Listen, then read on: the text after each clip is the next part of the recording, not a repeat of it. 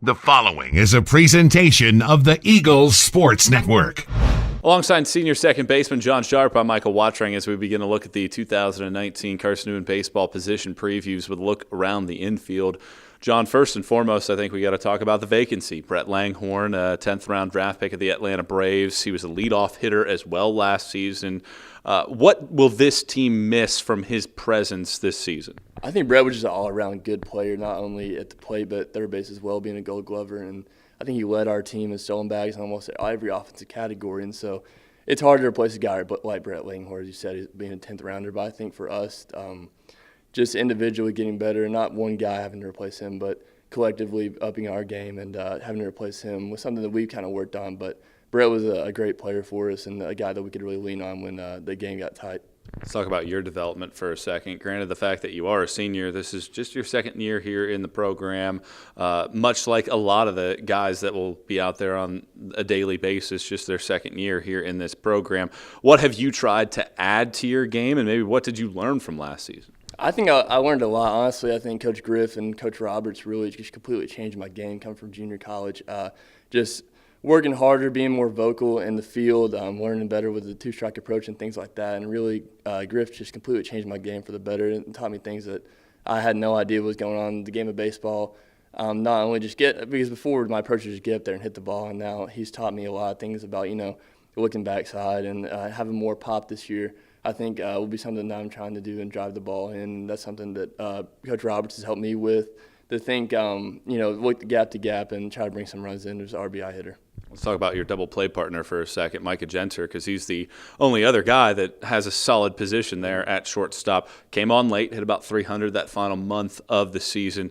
How nice is it for you to be able to turn to a slick glove like him and then a guy that can handle the bat? You can't say enough about Micah. I think he's one of the most sure-handed guys in the sack right now. The ball gets hit the shortstop, and he's really sure that out is going to be made. And at the plate, he knows his role. He wears pitches. He gets a bunt down. He's been working really hard at that. And Micah's also a guy that we know that will show up to the field and before the field every day and really get his work in. And I think it's really nice to be able to look across the field and have a guy now that's confident with the experience he has. And I think he's going to have a big year for us this year. The corners are the question marks. About three guys can probably, maybe even four guys can give you something at first base, a couple guys at third base.